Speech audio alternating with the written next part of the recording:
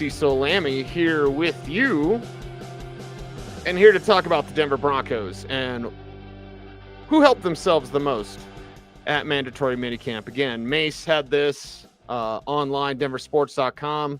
You can check it out there. You can read it, and of course, sign up for our Denver Sports Daily. And it's interesting who Mace selected here. It's interesting who is on his list of the most improved players. And again, full disclosure, I was not out at mandatory minicamp because it's on during my show, Dover and Cecil, which you can listen to on the Fan, and also watch us on YouTube because they're streaming the studio live to YouTube every day. So we appreciate you for that. So, Mace has some very interesting players. Young Broncos sees the day, and it is Pat Bryant. It's edge rushers Q Robinson and Dondrea Tillman. It's wide receiver Troy Franklin. Yes, it's Caleb Lohner, most interesting name on this list, and RJ Harvey there as well. The other players, we got plenty to talk about. Caleb Lohner, we're going to see what that 7th rounder can do there as well. So we're here, and I want to hear from Andrew Mason and what he had to say and his spot down in Atlanta. So here is our very own, the one and only Andrew Mason. Thanks, Cease. Now, before I dive into Pat Bryant, a word about where I am. I'm obviously not in a home studio or anywhere else. This is Truist Park in Atlanta. So I'm starting my great baseball road trip over the next few days with a stop following the Colorado Rockies down here in Atlanta, a place I know very well. So that's the backdrop. And yes, I've seen a few Rockies fans here despite the team continuing to be on a historically bad pace. So not everyone's lost the faith. But now back to Pat Bryant, where I'm going to start the list of young standouts here. Outstanding work over the last few weeks, and with Devon Vele not practicing this week, a chance to really step up in minicamp and get that timing and work with Bo Nix. And that resulted in some nice plays. The sequence I liked best from Pat Bryant that showed the progress that he'd made was a couple of days back. It was a red zone period. It opened actually with a Pat Bryant drop on a slant route. That's going to be frustrating, obviously. And then at the end of that period, Bo calls Pat's number again. He gets past Jaquan McMillan, fade route, left corner, well-placed ball, but Bryant, he's worked past McMillan. He's got just a bit of separation, but it's very tight there near the sideline. Plucks the ball, great execution all around, runs that route, executes the play like a seasoned veteran. And that's the other thing with Pat Bryant. He's running routes, he's getting separation like a veteran. He's going to have to do that, of course, because we know Pat Bryant isn't going to do it with the time speed. He's going to do it with his route running, he's going to do it with his savvy, he's going to do it with his intelligence. And those two things are among the characteristics that are why the Broncos picked him. And the Broncos, of course, were aware of that because of the intel from Jim Leonard, who was on that Illinois staff back in 2023, and that's something Sean Payton has alluded to. Got to talk about Troy Franklin among the receivers as well. He had strong work over the last few weeks, and in addition to Devon Vele, took some steps forward. I wrote a piece at denversports.com about the 5 players who've gained the most over the last few weeks, and the reason why I put Franklin in there instead of Vele is because Vele was operating from a higher level, having been a starter for much of last year. Franklin, of course, had some distance to traverse, and we really didn't start seeing it from him, at least in terms of actual results on that deep ball in particular, until the postseason. Well, now we see him build off that connection. We see the confidence building in him. I think that's the key thing. He took that moment against Buffalo and then made the leap beyond it. One thing that I think may be really exciting with Troy Franklin is his use on bubble and tunnel screens, because his ability to get yardage after the catch is something that I think the Broncos are going to lean into in this offense going forward. We've talked a lot about RJ Harvey. I think you can get into him a little more. So now I want to go to the defensive side, and I've talked a lot about them in my daily pieces that I've run on social media and at denversports.com. But I really want to lean into Dondrea Tillman and Q Robinson. Q Robinson, I think the degree to which he dominated in team periods was a surprise. I thought he would flash, and certainly you and I saw the glimpses of that in rookie minicamp, but of course that's against other rookies and against a lot of guys who were in on a tryout basis. When you see him going out there against some veterans, I mean, those second-team tackles are Matt Parrott and Alex Balcheski, right? Those are guys who've actually played in the league, and you see him going out there and making some plays, that makes you take notice. And Dondrea Tillman doing it, he built off what he had last year too, very similar to Devon Vele, but Tillman just absolutely wrecking plays at times, similar to Q Robinson, and it's going to give the Broncos some flexibility here. We didn't see a lot of Jonah Ellis because he's working his way back, of course, from the injury he suffered in the playoff game. We started seeing him this week towards the end, but it's really going to be training camp before he's full go. You expect him to be in the mix, but with Tillman and Robinson, the Broncos seats are in this spot where they could go 5 deep at edge, and I think they may keep 5 or even 6 edges on the 53 because you can't forget that Johnny Walker Jr. was a priority undrafted pickup out of Mizzou. So remember how they went heavy at offensive tackle last year and kept Frank Crum on the 53? I wouldn't be shocked if they go heavy on the initial 53 and kept 6 edges, and then you saw 5 edges active on game day, where you go Cooper, Bonito, Ellis, Tillman, Robinson, all up and getting jerseys and maybe all rotating in. Sean Payton did say that there was a concern with how many snaps Nick Bonito had last year, that they want to get that down. Well, the way to do that is to trust the guys in your rotation. And when you see Robinson and Tillman playing the way they are, this is starting to look a little bit like the situation you had 10 years ago, where Shane Ray and Shaq Barrett were that good that there was barely any drop-off from Von Miller and DeMarcus Ware atop the depth chart. That you had that quality that even though, okay, they're not starting, but those fresh legs ensured that you put those rotational edges in, they're just as good. So, 35% of the snaps for Tillman and Robinson and Ellis, whichever combination of those you use, those snaps may be of the same quality of the 65% you get from Bonito and Cooper when you're attacking opposing pass rushers. And if Bo Nix in the offense and this suddenly deeper core of receivers can work from ahead, this is a success equation for the Broncos that might result in something big. Before I go, Cease, I would be remiss not to mention Caleb Lohner, because that raw talent, it's starting to manifest. We're seeing glimpses. I'm not saying that he's necessarily going to help this year, but yesterday in particular, there, the very last play of the off season, getting open as Jarrett Stidham was flushed out, plucking the ball downfield for a 20-25 yard gain, and got that ooh from the players. And we know what it means when you get that sort of reaction after a play, that they take notice, man. So that's what the Broncos went into this 5+ week break of the offseason with, Caleb Lohner making a play. Remember that and be excited about that. Cease, have a great weekend. Talk to you next week with plenty more as we keep diving into the Broncos. But I'm going to enjoy this weekend. I'm going to enjoy this Braves-Rockies series, enjoy a little baseball down here. And you can see the sweat, man. Deep South heat hits different than Colorado heat because it hits with that humidity. So I'm going to wipe this sweat off a little and throw it back to you back there in Colorado, my friend.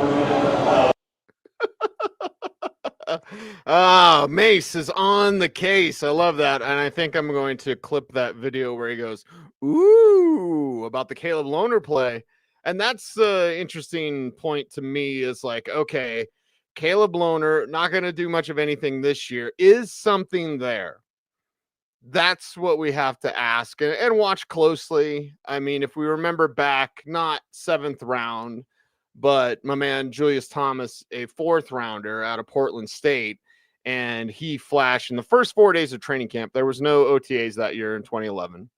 In the first 4 days of training camp, he looked like the top tight end and had gotten first team reps. I don't predict that for Caleb Lohner, but when you look at Mace's article, again, denversports.com, and it's Denver Broncos offseason, the 5 players who helped themselves the most during Broncos offseason work, Caleb Lohner being on this list is a bit of a surprise. So can he continue to surprise? That's the main thing we'll watch for going forward, and we'll see what Lohner can do as he continues to develop. That's the thing. He's got to continue to develop, and it's going to take some time. Tight ends usually take 3 years, and Lohner is so raw that we have to give him the benefit of 3 years. Of course, I'm emotional and opinionated, so my hyperbolic mind goes, I wanted Oronde Gadsden. By the way, Gadsden is being talked about as a potential starter with the Chargers. So let's put a pin in that. But they got Caleb Lohner. So I can sit here and shake my fist at the heavens that they didn't get Oronde Gadsden, but they got Lohner, and Lohner's making plays per Mace. So let's keep an eye on it. Let's give him 3 years and see what he can do. And, in 3 years, just how different this depth chart will look at the tight end position. You would think Troutman's probably retired. Adkins is on his, second contract or whatever. Lucas Kroll's gone, and Evan Ingram's probably gone in 3 years. So is Lohner the type of guy taking the long view with him? Is he part of a tight end committee? Could he be the man? There's all sort of question marks there with Caleb Lohner. Even though, again, I wanted a different player, I'm not going to say he can't do that. I'm just going to say he's got a lot of work to do. And boy, if you could see that one coming, George Payton's going to do victory laps after victory laps after victory laps, because I never gave him credit or much credit for Pat Surtain, because the Surtain pick, one, he had to ask Elway for permission, if you remember that video. And then 2, Surtain was a can't miss prospect for me. So it's okay, you look at Caleb Lohner, what do you got there at the tight end position? And we shall see. DeAndre asking in the chat room, when does training camp start? It's not official, but we'd say somewhere around the 25th of July, I believe. So, maybe 22nd, somewhere in there.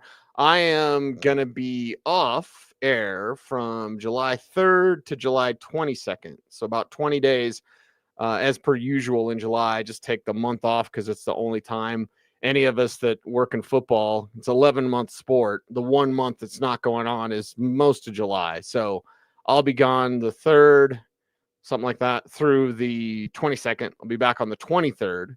And I imagine training camp starts the 24th. So we shall see. By the way, Jermaine says, I hear Franklin has been showing out.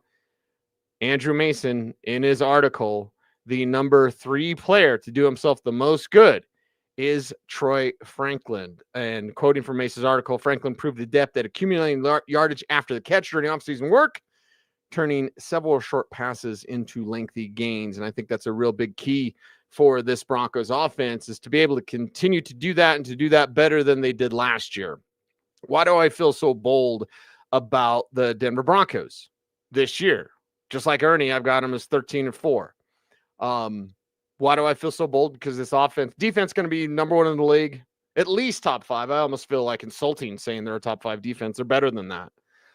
So they should perform as such. And then if you add in how play action passing will be a thing, and the J.K. Dobbins, it's just icing on the cake. If you weren't at 13 wins, you better catch up, because with J.K. Dobbins there to run the ball, I always talk about the declaration of influence. When you're influencing the defense by running the ball, it's going to open up play action. And even if the rush gets to you on a play action and the rush gets through, those simple short passes to Troy Franklin, to RJ Harvey, perhaps to Dobbins himself in the flat, any sort of tight end work you could get, Evan Ingram, what have you, then that's long gains, because the pass rushers are going crazy. They're looking to stop the run. You're going to face heavier boxes than you did this past season. And that's why Bo Nix and company should be better this year, because play action is going to work. It's going to work. Michael says Caleb Lohner is going to be a red zone target, perhaps eventually. Right now, I'd say Nate Adkins is that kind of sneaky tight end target. Lohner, of course, 4 catches, 4 touchdowns. All right, let's give it time. But red zone target is where he could start with things. And of course, if you're playing for Sean Payton, you've got to be a blocker at tight end. That's for sure. Holy Diver says, I think Mace needs to wear t-shirts with the sleeves cut off. Yeah, Atlanta Heat and a couple of interesting folks there in the background as Mace was doing his hit from Atlanta. Danny Moon asked, why is Jahdae Barron not signed his rookie contract? Jahdae Barron doing very well at camp. Again, I was at rookie minicamp, and he looked outstanding. Reports have been similar in mandatory minicamp there as well. Why is he not signed his rookie contract? They're all slotted. This is not a Shamar Stewart situation. This isn't a Bengals show. I guess that would be black and orange today, orange and black today. But Shamar Stewart is wanting some language changed in his contract about voidance of guarantees. And then, the Trey Hendrickson situation. So the Bengals are a mess. Everything's slotted. Danny, I have about, let me check, 0% concern about anything getting done. Anything. I mean, all rookie contracts are slotted, and he's at 20. If he was a rookie contract and he was at 3, maybe that's different. But yeah, no, the rookie holdout really isn't a thing unless you're Cincinnati and you're terrible. But either way, DeAndre also wants to know who ends up being RB1. That's the great debate. I believe we need to stop saying Kamara and Ingram, and we need to more accurately say Ingram and Sproles. And obviously we know that J.K. Dobbins is the Mark Ingram role, and then that would leave R.J. Harvey as the Darren Sproles role. With the Darren Sproles role, Trolls? Always Sunny in Philadelphia. I can't finish that quote. Anyway, Sproles role means 75 catches. Now, I've projected R.J. Harvey for 50 catches, but if he caught 75, I wouldn't be surprised. Alvin Kamara as a rookie had 81. The reason I say Kamara and Sproles is, one, I've talked to some NFL people who believe that it's more Sproles than Kamara. Right now, it doesn't mean R.J. Harvey can't be the greatest back ever. Again, we have to have the benefit of time. So I think there's, many out there who are trying to, R.J. Harvey, he's just like Kamara. No, he's not. Kamara had and has a blend of power and speed that a lot of backs don't. Harvey is not necessarily powerful, but he has a low center of gravity and he's tough to bring down. It's different. It's more contact balance than it is power. Kamara actually has power and speed and contact balance. And because he's compact, he's like Darren Sproles. Is R.J. Harvey a better runner than Darren Sproles? Yes, perhaps. I would say that would be the case. I look at him. If we want to take smaller backs, like more compact backs, how tall was Michael Turner? Right. And Michael Turner was much larger. At least he seemed larger than R.J. Harvey. So I'm going to look that up right now because Michael Turner, when he was at the Atlanta Falcons, he was the type of player like, okay, 5'10", 245. So yes, you see the difference there. And he looked compact because he was 245. So definitely not Michael Turner. But I don't look at this. If we look at the compact backs who have been compared to Darren Sproles, Jacquizz Rodgers, right? Jacquizz Rodgers was a player that you could say was compact. Is that why I was thinking of Michael Turner? Because Quiz Rodgers was, I believe he was there with Atlanta as well. So, there's more compact backs, not necessarily 5'6", 205. So Quiz Rodgers was compact.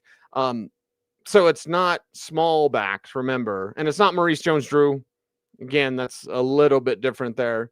But with R.J. Harvey, initially, I think it's better to say Darren Sproles right now with the chance to be Kamara light, Kamara-like, however you want to put it. And I could be totally wrong, and R.J. Harvey's the best running back ever, and I'm totally wrong. Yeah, that's fine. I just don't think so. I think being a compact back, you're always going to need a complement, and you're better when you're like that. Now, could R.J. Harvey handle 15 carries a game? Yeah, of course. There's no problem there. Do I want to give him that? No, because Dobbins is there, but Dobbins is only there a year, so you'd have to think about who's next. I don't think Audric Estime perhaps even makes this team. So we'll see. He could totally prove me wrong, like whatever. But Like, you have to have two backs, and Sean Payton's system has always worked better with two backs, not four backs. He's used four before, but two backs is the way to go. So Harvey, the lead back eventually, but right now, so long as Dobbins is healthy, I do believe it's J.K. Dobbins. And Mason and I disagree on that, so we're going to just put a pin in it and see how things go as things move on through training camp and into this 2025 season, where I have the Broncos pushing for 13 wins. Pat Bryant, the number one young player who sees the day, of course, with that route running ability. As I've often said on air, he's more pro ready than others because he understands leverage. He understands how to count steps. He sells his routes very good. So kind of makes everything look the same, or he'll tip you off, like try to lean. You think he's going this way. Bam, he cuts out the other way. So that's something that Pat Bryant is adept at. And he has my ball mentality because he doesn't have the type of speed that just gets blazing separation with all this speed. He doesn't do that. That's not his game. It's not any sort of slight. And 4.6 isn't slow. Like, yeah, okay. But the way he plays, he understands how to use his body. He understands how to pluck passes with arms extended away from his body. And that keeps defenders away from him there as well. So Bryant makes a lot of sense. Dondrea Tillman and Q Robinson. Robinson with the tools. And the one thing that I had said when Robinson was drafted, I said, I'm, he's special teams ace. That's not a problem there. Like right now, he makes the 53 right now, today. Even if he wasn't standing out defensively as a pass rusher, as he has been at rookie minicamp, where I was, batted down a pass, and then getting several pressures. And then during OTAs and mandatory minicamp, Q Robinson has been that dude. So he's making good plays. And that's great news for this Broncos team. Johnny Walker also has to be in the conversation because he can make plays. And I don't think you can sneak him through the practice squad. You made him the highest paid undrafted free agent this year for a reason. It's probably because you had to, because other teams wanted Johnny Walker. So with Q Robinson, I was like, okay, special teams guy. I was afraid he would be a little more Delarian Turner-Yell. And Delarian Turner-Yell, one, was drafted before Tariq Woolen, shake my fist. But also, while he's a great special teams player, I don't want him playing safety at all whatsoever. So with Q Robinson, he couldn't get on the field until Nick Saban left. Why? The tools were always there. Like, that's perhaps one of the lowest hanging fruit conversations, like tools. Like, no. Q Robinson has the tools. That's not, the math's pretty easy there. But can Q Robinson put it together and defensively make plays? Because already he's a four-phaser special teams-wise, so he's making the team. And Dondrea Tillman, flashing last year with Jonah Ellis, a little bit banged up from that wild card game. We'll see what Ellis does there. We'll see if this team can sign Nick Bonito to a long-term deal along with Zach Allen, and then the Cortland Sutton situation.